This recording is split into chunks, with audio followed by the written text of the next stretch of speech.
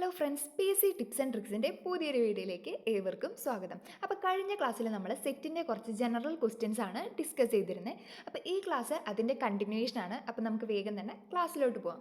Okay, first question, a computer network which is used within a building is called. അതായത് ഒരു ബിൽഡിങ്ങിനകത്തുള്ള computer നെറ്റ്വർക്കിനെ തമ്മിൽ connect ചെയ്യുന്ന ആ ഒരു നെറ്റ്വർക്കിനെ പറയുന്ന പേര് എന്താണെന്നാണ് question.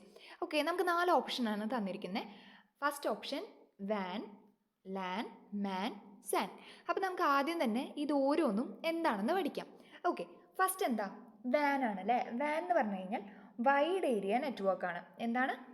Wide area network. Okay, so wide area network. ഈ വൈഡ് ഏരിയ നെറ്റ്വർക്ക് എന്ന് പറഞ്ഞു കഴിഞ്ഞാൽ ഒരു പെർട്ടിക്കുലർ ജിയോഗ്രാഫിക് ഏരിയയിലുള്ള നെറ്റ്വർക്കിനൊക്കെ തമ്മിൽ റിലേറ്റ് ചെയ്യുന്നതിന്. ഓക്കെ, ഇപ്പോൾ ഒരു എക്സാമ്പിൾ പറയുകയാണെങ്കിൽ ഇൻ്റർനെറ്റ് എന്തിനാണ് യൂസ് ചെയ്യുക? ഒരു വലിയ ഏരിയയിലുള്ള നെറ്റ്വർക്കിനൊക്കെ തമ്മിൽ കണക്ട് ചെയ്യാൻ വേണ്ടിയിട്ടാണല്ലേ ഉപയോഗിക്കുക.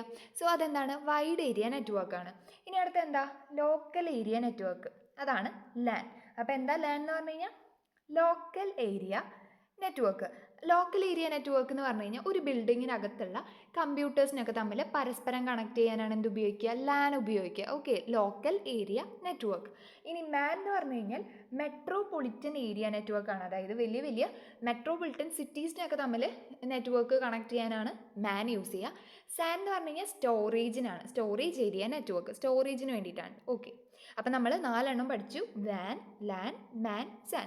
ഇനി ക്വസ്റ്റ്യൻ നോക്കിയേ. A computer network which is used within a building. അതായത് ഒരു ബിൽഡിങ്ങിനകത്ത് യൂസ് ചെയ്യുന്ന കമ്പ്യൂട്ടർ നെറ്റ്വർക്ക് ഇതിലേതാണ്? നമ്മൾ ഓൾറെഡി പഠിച്ചു അല്ലേ. ഏതാണ് ആൻസർ വരിക? യെസ്, അതായത് ഓപ്ഷൻ ബി ആണ് വരിക. യെസ്, ഓപ്ഷൻ ബി, ലാൻ ആണ് ആൻസർ വരിക. ഓക്കെ അല്ലേ. സോ നമുക്ക് അടുത്ത ക്വസ്റ്റ്യനിലോട്ട് പോവാം. നമ്മൾ ഓൾറെഡി പറഞ്ഞ കാര്യങ്ങളാണ്. ലാൻ, വാൻ, മാൻ, സാൻ. ഇതിലേതെങ്കിലും ഒന്ന് ഓഫ് കോഴ്സ് എക്സാമിന് ചോദിക്കും. അപ്പോൾ എല്ലാതും നിങ്ങൾ നന്നായിട്ട് പഠിച്ചു വയ്ക്കും. ഓക്കെ, സോ നമുക്ക് രണ്ടാമത്തെ ക്വസ്റ്റ്യൻ നോക്കാം.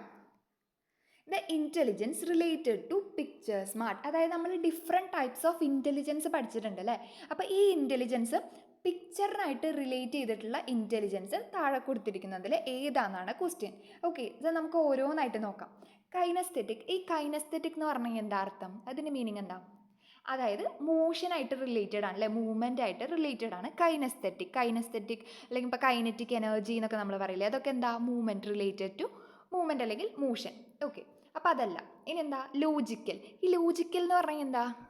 Thinking, reasoning, problem solving. ഇതൊക്കെ എന്താ? ലോജിക്കൽ തിങ്കിങ് എന്നൊക്കെ നിങ്ങൾ കേട്ടിട്ടില്ലേ. അപ്പോൾ അതൊക്കെ എന്താണ്? റീസണിങ് ആയിട്ട് റിലേറ്റഡ് ആണ് ലോജിക്കൽ. അപ്പോൾ അത് പിക്ചറായിട്ട് റിലേറ്റഡ് ആണോ? അല്ല. Okay, then spatial. സ്പേഷ്യൽ എന്ന് പറഞ്ഞു കഴിഞ്ഞാൽ എന്താ? അത് നമ്മുടെ പിക്ചറായിട്ട് റിലേറ്റഡ് ആണ് അല്ലേ. അപ്പോൾ സ്പേഷ്യൽ എന്ന് പറഞ്ഞു കഴിഞ്ഞാൽ റിലേറ്റഡ് ടു പിക്ചർ. അതായത് ഒരു വിഷ്വലൈസ് ചെയ്യുക. ഇപ്പോൾ നമുക്ക് എന്തെങ്കിലും ഒരു കാര്യം നമ്മൾ പറയുമ്പോഴേക്കും നമുക്ക് അതിനെ വിഷ്വലൈസ് ചെയ്യാൻ അല്ലെങ്കിൽ ഇമാജിൻ ചെയ്യാനൊക്കെ കഴിയില്ലേ. ഇതൊക്കെ എന്ത് ഇൻ്റലിജൻസ് ആണ്? സ്പേഷ്യൽ ഇൻ്റലിജൻസ് ആണ്. എന്ത് ഇൻ്റലിജൻസ് ആണ്? Spatial intelligence. ഓക്കെ, ഇനി വെർബൽ ഇൻ്റലിജൻസ്. വെർബൽ എന്ന് പറഞ്ഞു കഴിഞ്ഞാൽ എന്താ? That's related two words. ഇപ്പോൾ ലാംഗ്വേജ് ആയിട്ട് റിലേറ്റഡ് ആണ്. അതായത് കമ്മ്യൂണിക്കേഷൻ, റീഡിങ്, റൈറ്റിങ്, ഇതൊക്കെ എന്താണ്? വെർബൽ ഇൻ്റലിജൻസ് ആണ്. അപ്പോൾ കൈനസ്തെറ്റിക് പഠിച്ചു, ലോജിക്കൽ പഠിച്ചു, സ്പേഷ്യൽ പഠിച്ചു, വെർബൽ പഠിച്ചു. ഓക്കെ അല്ലേ. ഇനി ആൻസർ പറഞ്ഞേ. ഓക്കെ, സോ നമ്മുടെ ക്വസ്റ്റ്യൻ ഇതാണ്. The intelligence related to picture smart. അപ്പോൾ പിക്ചറായിട്ട് റിലേറ്റ് ചെയ്തതാ? വിഷ്വലൈസ് ചെയ്യാനും ഇമാജിൻ ചെയ്യാനൊക്കെ ഉള്ള ആ ഇൻ്റലിജൻസിന് നമ്മൾ പറയുന്ന പേരാണ് സ്പേഷ്യൽ ഇൻ്റലിജൻസ്. എന്താണ്? Spatial intelligence. അപ്പോൾ ഓപ്ഷൻ സി ആണ് കറക്റ്റ് ആൻസർ. ഓക്കെ അല്ലേ. ഓക്കെ, സോ നമുക്ക് അടുത്ത ക്വസ്റ്റ്യനിലോട്ട് പോവാം. നെക്സ്റ്റ് ക്വസ്റ്റ്യൻ നമുക്ക് കിട്ടിയില്ല, ഓൾറെഡി സ്പേഷ്യൽ ഇൻ്റലിജൻസ് ആണ്. ബാക്കിയല്ലാതെ ഇവിടെ പോയിൻ്റായി കൊടുത്തിട്ടുണ്ട്. നിങ്ങൾക്ക് ഈ PDF വേണമെങ്കിൽ ഞാൻ നമ്മുടെ Telegram ഗ്രൂപ്പിലിടാം.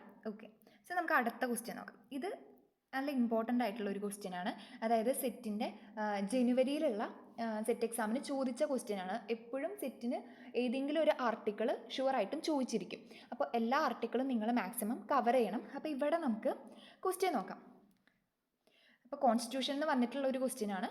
The constitutional article which state that the state should provide free and compulsory education to all children until they are 14 years age.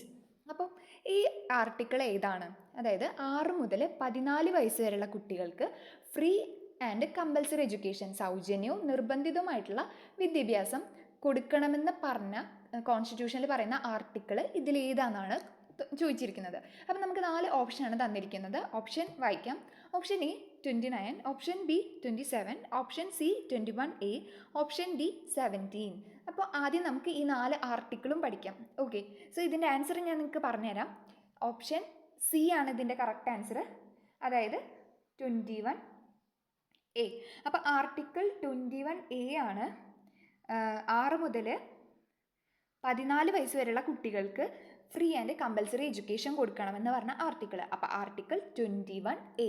ഈ എ എന്നുള്ളത് നിങ്ങളൊരു കോഡായിട്ട് ഓർത്ത് വയ്ക്കുക. എ എന്ന് പറഞ്ഞാൽ ഏജ്, അങ്ങനെ ആലോചിക്കുക. എ എന്ന് പറഞ്ഞാൽ ഏജ്. അപ്പോൾ ഏജ് പറയുന്ന സംഭവം ഏതാ, ഏജ് പറയുന്ന ആർട്ടിക്കിൾ ഏതാണെന്ന് ചോദിച്ചു കഴിഞ്ഞാൽ ആർട്ടിക്കിൾ 21A. അങ്ങനെ പെട്ടെന്ന് കണക്ട് ചെയ്ത് വയ്ക്കുക. ഏറ്റവും കൂടുതൽ ചോദിക്കുക ഈ ആർട്ടിക്കിളാണ്, 21A ആണ്. അപ്പോൾ ആർട്ടിക്കിൾ 21A എന്ന് പറയുന്നത് എന്താ, 6 to 14 ഇയേഴ്സിലുള്ള കുട്ടികൾക്ക് ഫ്രീ ആൻഡ് കമ്പൽസറി എഡ്യൂക്കേഷൻ കൊടുക്കുക.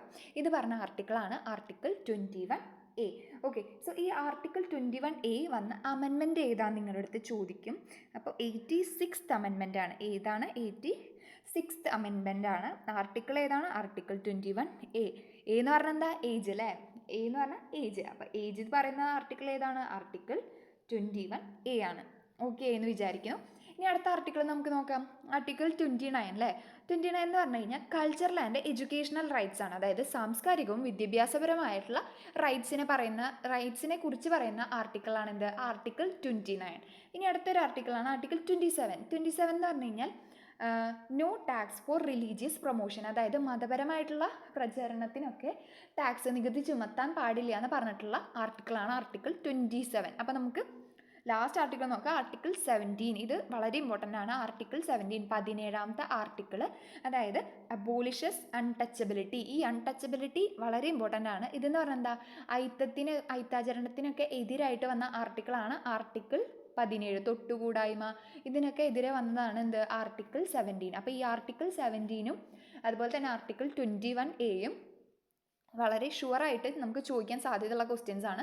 അപ്പോൾ നമുക്ക് പഠിക്കാം. ഓക്കെ, സോ ഫസ്റ്റ് ആർട്ടിക്കിൾ എന്തായിരുന്നു, ആർട്ടിക്കിൾ 21A. ആർട്ടിക്കിൾ 21A എന്ന് പറഞ്ഞാൽ എന്താ, ഫ്രീ ആൻഡ് കമ്പൽസറി എഡ്യൂക്കേഷൻ. നിങ്ങൾ എൻ്റെ ഒപ്പം റിപ്പീറ്റ് ചെയ്ത് പറഞ്ഞു നോക്കുക. അപ്പോൾ നമുക്ക് ഇതിനോടൊപ്പം തന്നെ പഠിക്കാം.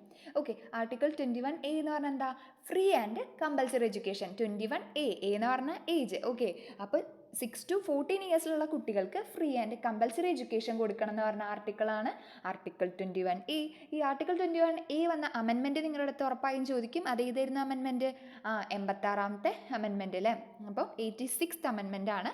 ഇനി രണ്ടാമത്തെ ആർട്ടിക്കിൾ 29. ആർട്ടിക്കിൾ 29 എന്തിനായിരുന്നു? Cultural and educational rights. സാംസ്കാരികവും വിദ്യാഭ്യാസപരമായിട്ടുള്ള അവകാശങ്ങളെ കുറിച്ച് പറയുന്ന ആർട്ടിക്കിളാണ് ആർട്ടിക്കിൾ 29. 29 പോലെ തന്നെ ഇമ്പോർട്ടൻ്റ് ആണ് 27. 27 എന്തായിരുന്നു?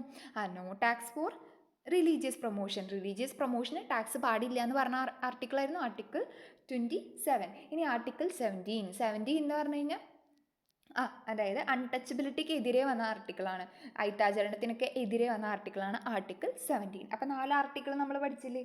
ഓക്കെ, സോ നമുക്ക് നെക്സ്റ്റ് ക്വസ്റ്റ്യനിലോട്ട് പോവാം. Okay, Dash method is the method that places the learner in the position of an actual discoverer. അപ്പോൾ ഈ ഡിസ്കവർ എന്ന് എവിടെ വാക്ക് കേട്ടാലും നിങ്ങൾക്ക് ആൻസർ ഓപ്ഷനിൽ ഹ്യൂറിസ്റ്റിക് മെത്തേഡ് ഉണ്ടോ, അതായിരിക്കും അതിൻ്റെ ആൻസർ. ഓക്കെ, അപ്പോൾ ഡിസ്കവറി ലേണിംഗ് പ്രൊമോട്ട് ചെയ്തത് ഏത് മെത്തേഡാണെന്ന് ചോദിച്ചു കഴിഞ്ഞാൽ ഹ്യൂറിസ്റ്റിക് മെത്തേഡാണ്. ഇതൊരു ടീച്ചിങ് മെത്തേഡാണ്. നമ്മൾ different types of teaching method പഠിച്ചിട്ടുണ്ട് അല്ലേ. അപ്പോൾ ഇതുമായിട്ട് റിലേറ്റ് ആയിട്ടുള്ള കുറച്ച് ഫാക്ട്സ് നമ്മൾ കൊടുത്തിട്ടുണ്ട്, ചോദിക്കാൻ സാധ്യതയുള്ള ക്വസ്റ്റ്യൻസ് ആണ്. അപ്പോൾ നമുക്ക് ഓരോന്നായിട്ട് നോക്കാം. ഓക്കെ, ഫസ്റ്റ് നമ്മൾ എന്ത് പഠിച്ചു? Heuristic method. അപ്പോൾ ഹ്യൂറിസ്റ്റിക് മെത്തേഡ് എന്ന് പറഞ്ഞാൽ എന്താണ്? ഡിസ്കവറി ലേണിംഗ് ആണ്. ഓക്കെ, ഇനി അസൈൻമെൻറ്റ്. അപ്പോൾ നമുക്ക് സ്കൂളിലൊക്കെ പഠിക്കുമ്പോൾ അസൈൻമെൻറ്റ് കിട്ടില്ലേ? എന്തിനാ അസൈൻമെൻറ്റ് എന്ന് പറഞ്ഞു കഴിഞ്ഞാൽ ഓക്കെ, അതൊരു ടാസ്ക് ബേസ്ഡ് ലേണിംഗ് ആണ്. നമുക്കൊരു ടീച്ചേഴ്സ് നമുക്കൊരു ടാസ്ക് തരിക, അത് ചെയ്ത് കൊണ്ടുവരാം, എന്നിട്ട് സബ്മിറ്റ് ചെയ്യാൻ പറയും അല്ലേ. അപ്പോൾ അസൈൻമെൻറ്റ്, അതായത് ടാസ്ക് ബേസ്ഡ് ലേണിംഗ് ആണ് അസൈൻമെൻറ്റ്. ഹ്യൂറിസ്റ്റിക് മെത്തേഡ് എന്തായിരുന്നു? Discovery learning. ഓക്കെ, ഇനി ഈ പ്രൊജക്റ്റ് മെത്തേഡൊക്കെ കൊണ്ടുവന്നത് ആരാ? അതറിയണവർ കമൻറ്റ് ചെയ്യാം കേട്ടോ. അപ്പോൾ പ്രൊജക്റ്റ് എന്ന് പറഞ്ഞാൽ എന്താ? ലേണിംഗ് ബൈ ഡൂയിങ്, അതൊക്കെയായിരുന്നു പ്രൊജക്റ്റ് മെത്തേഡിൽ വരുന്നത്.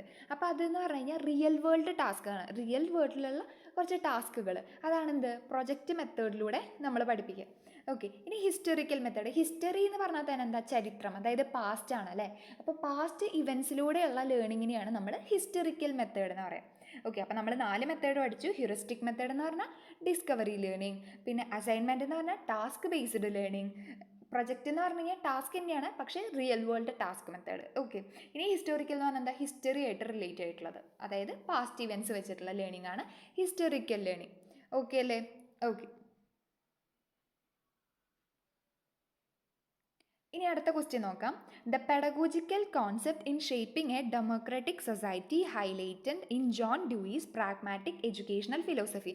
അപ്പോൾ ഇത് നമുക്ക് 2 ക്വസ്റ്റ്യൻ ഉണ്ടാക്കാം. കാരണം എന്താ, ഈ പ്രാഗ്മാറ്റിക്സ് ഒക്കെ കൊണ്ടുവന്നത് ആരാന്ന് ചോദിക്കും. വളരെ ഇമ്പോർട്ടൻ്റ് ആണ്, ജോൺ ഡ്യൂയി ആണ്. ജോൺ ഡ്യൂയി ആണ് എന്ത്, father of pragmatism, John Dewey.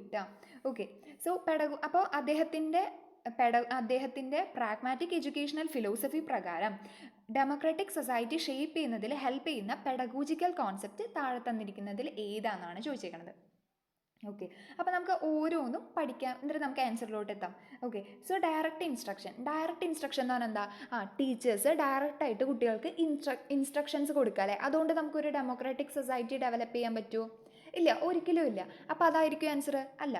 അടുത്ത നോക്കാം, റോട്ട് മെമ്മറൈസേഷൻ എന്ന് പറഞ്ഞാൽ എന്താ, റിപ്പീറ്റ് ചെയ്ത് നമ്മൾ ബൈ ഹാർട്ട് ചെയ്ത് പഠിക്കുക അല്ലേ. റോട്ട് മെമ്മറൈസേഷൻ ചെയ്യുന്നതിലൂടെ ഒരു ഡെമോക്രാറ്റിക് ആയിട്ടുള്ള സൊസൈറ്റി ഡെവലപ്പ് ചെയ്യാൻ പറ്റുമോ? പറ്റില്ല. അപ്പോൾ ഇതായിരിക്കും ആൻസർ? അല്ല. ഓക്കെ, സോ ഇനി അടുത്തത് സ്റ്റുഡൻറ്റ് സെൻറ്റേർഡ് ലേണിംഗ്. ഈ സ്റ്റുഡൻറ്റ് സെൻറ്റേർഡ് ലേണിംഗ് എന്ന് പറഞ്ഞാൽ എന്താ, സ്റ്റുഡൻസിൻ്റെ ഒപ്പീനിയൻസ്, അവരുടെ നീഡ്സ് എന്താണോ, അവരുടെ വാൻസ് എന്താണോ, അതൊക്കെ മനസ്സിലാക്കിക്കൊണ്ട് ടീച്ചേഴ്സ് ഒരു ഡെമോക്രാറ്റിക് ആയിട്ടുള്ള രീതിയിലുള്ള ലേണിംഗ് പ്രൊമോട്ട് ചെയ്യുക, അല്ലെങ്കിൽ ഒരു ടീച്ചിങ് പ്രൊമോട്ട് ചെയ്യുക. ഇതിനാണ് നമ്മൾ എന്ത് പറയുക, സ്റ്റുഡൻറ്റ് സെൻറ്റേർഡ് ലേണിംഗ്. സ്റ്റുഡൻസിനാണ് അവിടെ ഇമ്പോർട്ടൻസ്. അപ്പോൾ സ്റ്റുഡൻസ് ആണ് അവിടുത്തെ centre of attraction. Okay, so അവിടെ സ്റ്റുഡൻസിനാണ് ഇമ്പോർട്ടൻസ് കൊടുക്കുക. അപ്പോൾ സ്റ്റുഡൻറ്റ് സെൻറ്റേർഡ് ലേണിംഗ് എന്ന് പറഞ്ഞു കഴിഞ്ഞാൽ നമുക്ക് എന്തിനു സഹായിക്കും, ഒരു ഡെമോക്രാറ്റിക് സൊസൈറ്റി ഷേപ്പ് ചെയ്യാൻ വേണ്ടിയിട്ട് സഹായിക്കും. അപ്പോൾ ഇവിടുത്തെ ആൻസർ എന്താണ്, സ്റ്റുഡൻറ്റ് സെൻറ്റേർഡ് ലേണിംഗ് ആണ് ആൻസർ. ഇനി ബിഹേവിയർ മോഡിഫിക്കേഷൻ എന്ന് പറഞ്ഞാൽ എന്താ, അതായത് ബിഹേവിയറൽ ചേഞ്ചസ് കൊണ്ടുവരിക, അത്രയേ ഉള്ളൂ. ഓക്കെ, അപ്പോൾ നമ്മുടെ ആൻസർ എന്താണ്, option B, student centred learning ആണ്. അതായത് സ്റ്റുഡൻറ്റ് സെൻറ്റേർഡ് ലേണിംഗ് എന്ന് പറഞ്ഞാൽ എന്താ, ആക്റ്റീവ് ലേണിങ്ങും ഡെമോക്രസിയും ഒക്കെ എൻകറേജ് ചെയ്യുന്ന മെത്തേഡാണ് സ്റ്റുഡൻറ്റ് സെൻറ്റേർഡ്. പിന്നെ ഡയറക്റ്റ് ഇൻസ്ട്രക്ഷൻ നമ്മൾ ഓൾറെഡി പറഞ്ഞു, അവിടെ ആർക്കാണ് ഇമ്പോർട്ടൻസ്, ടീച്ചേഴ്സിനാണ് അല്ലേ. ടീച്ചറാണ് അവിടെ അത് ലീഡ് ചെയ്യുക. ഇനി അടുത്തത് റോട്ട് മെമ്മറൈസേഷൻ, അത് കൂടുതലും റിപ്പീറ്റേഷനാണ് ഫോക്കസ് ചെയ്യുക. പിന്നെ ബിഹേവിയർ മോഡിഫിക്കേഷൻ, അത് റീഎൻഫോഴ്സ്മെൻ്റ് ആണ്. ഓക്കെ, അപ്പോൾ ഇത്രയും ക്വസ്റ്റ്യൻസ് എല്ലാവർക്കും ക്ലിയർ ആയെന്ന് വിചാരിക്കുന്നു. അപ്പം എല്ലാവരും നന്നായിട്ട് പഠിക്കുക. അപ്പം ഇതുപോലുള്ള വീഡിയോസ് നിങ്ങൾക്ക് ഇനിയും കിട്ടുന്നതിനായി ചാനലൊന്ന് സബ്സ്ക്രൈബ് ചെയ്യുക. ഇഷ്ടപ്പെട്ടെങ്കിൽ ലൈക്ക് ചെയ്യുക. മാക്സിമം നിങ്ങളുടെ ഫ്രണ്ട്സിനൊക്കെ ഷെയർ ചെയ്യുക. Thanks for watching.